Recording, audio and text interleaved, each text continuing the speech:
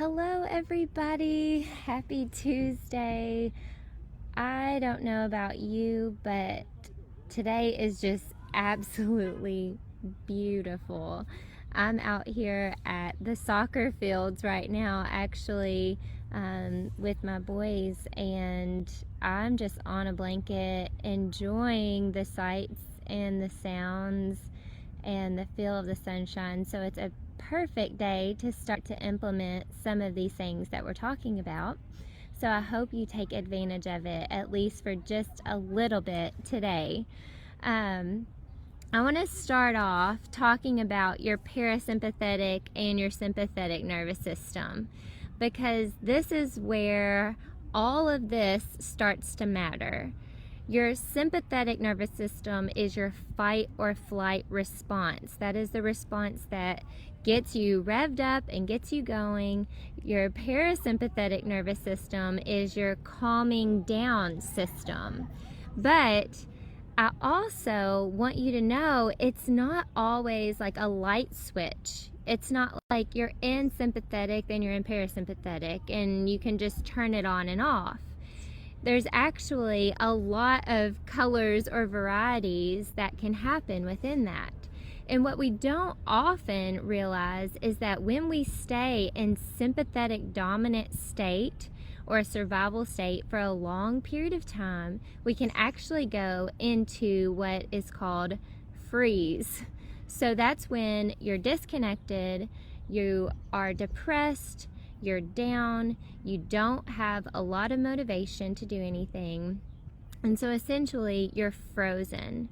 So when we're in that state, it is just the symptom, I guess, of being in a sympathetic dominant state for a long period of time. So when we're going through this stress challenge, I think it's really important to think about what state you're in. Where am I on this range? Am I in this connected, relaxed, joyful, parasympathetic state? Or am I surviving, just trying to get through the day, fight, fight, fight, fight, fight, fight? Or am I frozen, down, depressed, disconnected? And you have to identify kind of where you are on that curve, because if you don't, then it's really hard for you to change some of the things that are happening to your nervous system that keep you in a certain state or keep you out of the desired state, and that's the parasympathetic state.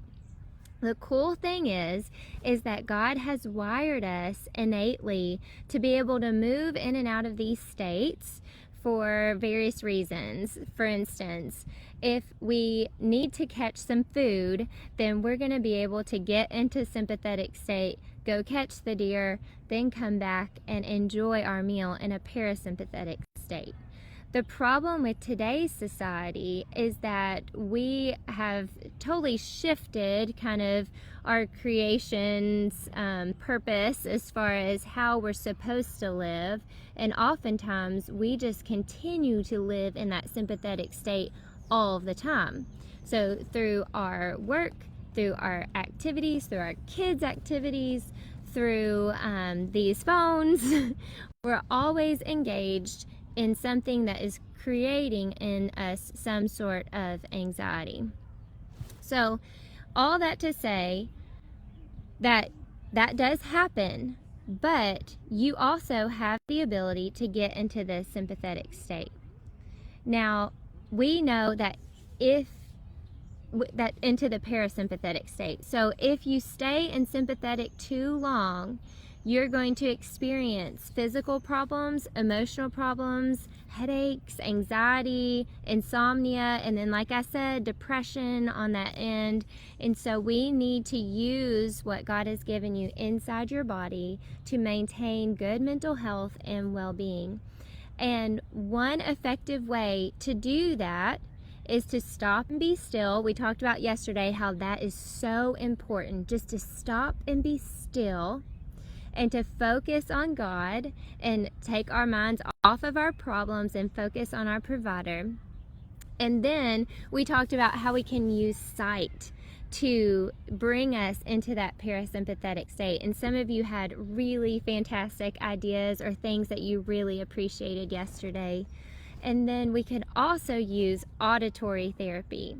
So auditory therapy involves using your sense of hearing to focus on sounds that promote feelings of relaxation, calmness, and well-being.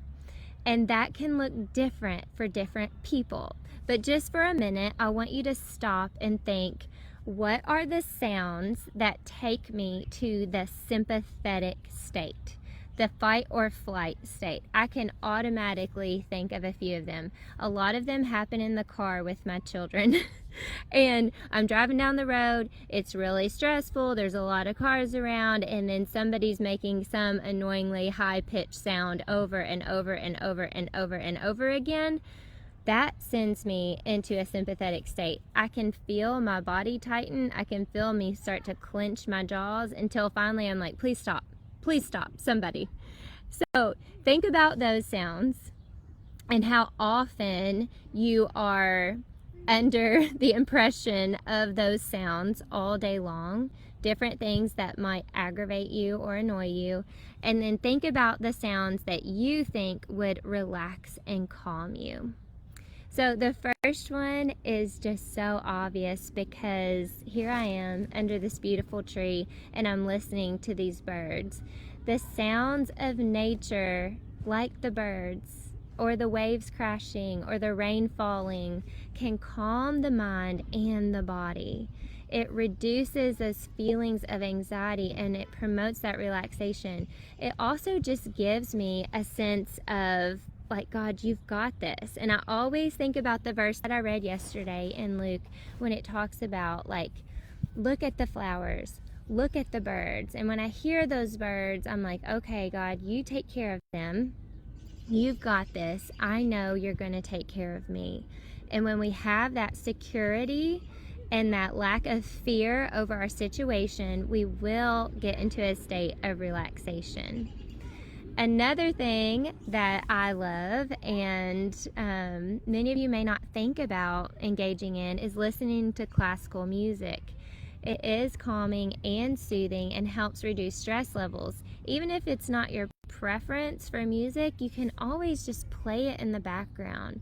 There's been some research that showed Beethoven's Fifth Symphony, they wired up things to people's brains and showed what happened just by listening to that symphony, and it was amazing. It changed things. Many of you may have had your kids listen to classical music while they were in the womb, or known about little Einsteins and things about that you watched with your toddler. And that is because you knew it was so good for their brains. Your brain didn't change. Your brain still loves music. Other things that you can think about are white noise, sounds of a fan or a rainstorm. Those can be used as a natural way to block out distracting sounds and promote relaxation. This is really helpful for kids. We think about it with babies, but we don't often think about it with kids. So if your child is having trouble relaxing, you can even ask Alexa to play white noise. You can get a white noise machine and put it in their room. And just that repetitive, rhythmical sound, it becomes something like rocking a baby. Like, that's what that does to our brains. So don't discount white noise. Another thing you could do is to do a guided meditation. That involves listening to recorded audio guided by someone that walks you through a series of relaxation exercises or non-sleep deep rest protocols. And there's lots of things out there on YouTube, lots of things out there that you can access. But when you're going through that, a lot of times it helps you progressively relax your body and decrease stress levels, and it really can help, especially before going to sleep, if you have a really busy mind before you go to sleep. One app that I really like is called Encounter, and it is a guided meditation, but he uses a scripture and then takes you through that scripture and then takes you kind of through a breathing and relaxation practice with that scripture around the theme of that scripture, which I think is fantastic if you're wanting a Christian guided meditation. There are also other apps out there like Calm or Headspace. BrainTap has a lot of different protocols and some Christian theme ones as well. So there are lots of options out there for you. I do have a few scripture meditations. If you click the link in my bio on Instagram and scroll down to the bottom, you'll see a link that says scripture meditations. I have a few on there that I have done that you can listen to anytime that are available to you. So take advantage of that. Another thing you can do with hearing is just sing. Singing is so beneficial. So the vagus nerve is one of my favorite nerves, and it is our 10th cranial nerve. And the cool thing is that the vagus nerve, it passes down the anterior front side of your throat around the larynx, and that's what vibrates whenever you sing. So when the larynx vibrates, it actually stimulates your vagus nerve, which is part of the parasympathetic nervous system.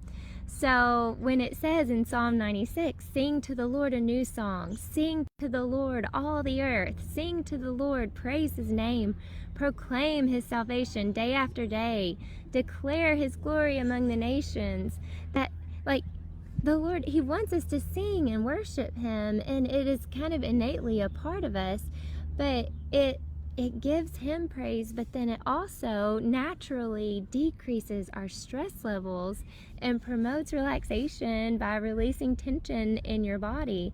Another thing singing does is it activates the diaphragm, and that is such an important key thing for life and breathing. And when you activate the diaphragm, that also activates the vagus nerve.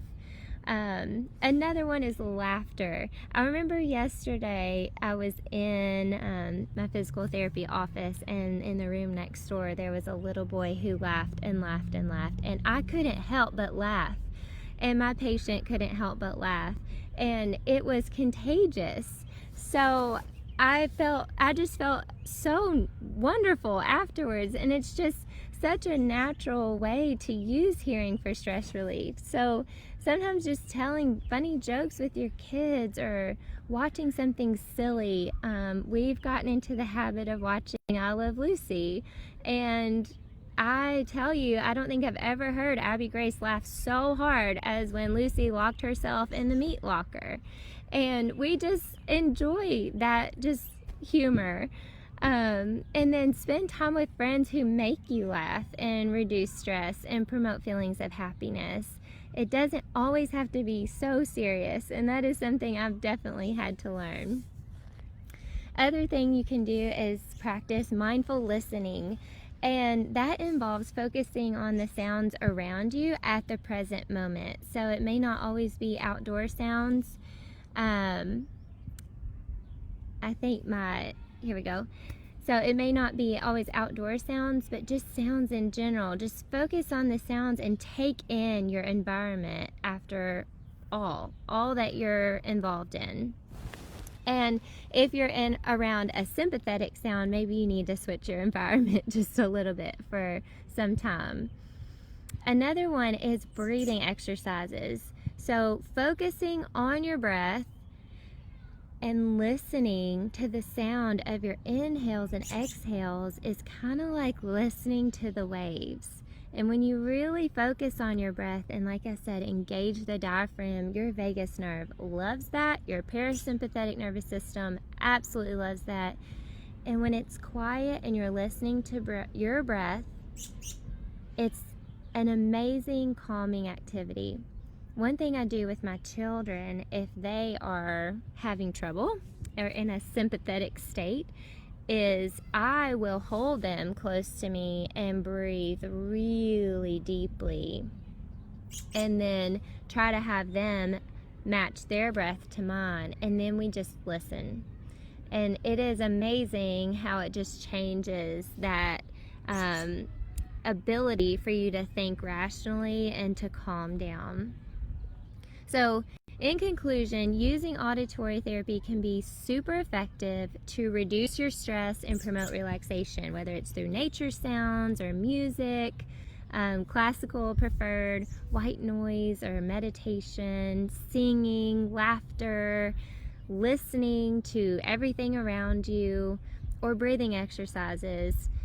If you incorporate this into your daily routine, you will reduce your stress levels overall and enhance your quality of life. And you will be present. And that is so huge. You will be present to be able to hear from the Lord. You will be present to be able to make a difference in the lives of those around you. Your mind will be clear, and you will be able to focus on life and not miss life because you're so stressed.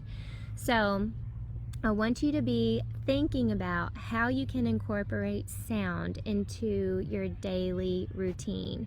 My kids practice music, so violin and piano, and I play the violin. And so one of the things I'm trying to do is when they're playing music, I'm trying to join in with them, sing along with them, or grab my violin and join in so that we can enjoy music together instead of washing the dishes while they're playing. And although it's often hard, it's so important. So just to circle back around to what we talked about at the beginning with your nervous system, explore where you are. And if you're completely unsure of what state your nervous system is, or you just want to know like how intense your nervous system is right now, one way to look at that is through your HRV. That's your heart rate variability. And what heart rate variability tells you is just a general overview for how your nervous system's doing. If you have a really low heart rate variability, then your nervous system's really, really stressed out. And if you have a really high heart rate variability, preferably over 50, then your nervous system's doing pretty well. I put a link I'll put it on my story, I'll put it in the comments, and it is for the Inner Balance Bluetooth sensor. You can hook it up to your iPhone or your iPad or your Android and kind of get a real time measurement for your HRV. Now, I've searched for something like this because there are lots of wearables that tell you about your HRV. Some of them are accurate and some of them are just really expensive. So this, I feel like, is a good middle of the road. It's pretty affordable for the information that you're getting. And I just wanted to tell you guys about it because I think it's amazing for you to be able to check in with your body and start to learn the patterns.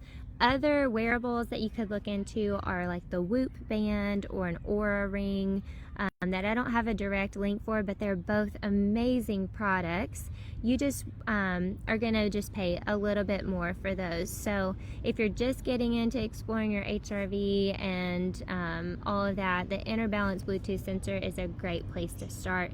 If you want more information and more information about your sleep and things like that, then Whoop or Aura might be the way to go. But all three fantastic products. So now I want you to go outside and enjoy this beautiful weather. Tell me what you're doing. Write something in the comments. Put your pictures. Tell me what ideas you have. And I am excited to see what all you guys came up with. Y'all have a great day and join me tomorrow for day 3 is smell, and it is my favorite day because it's really cool what you're going to learn about smell. So y'all have a wonderful day, and I will see you tomorrow.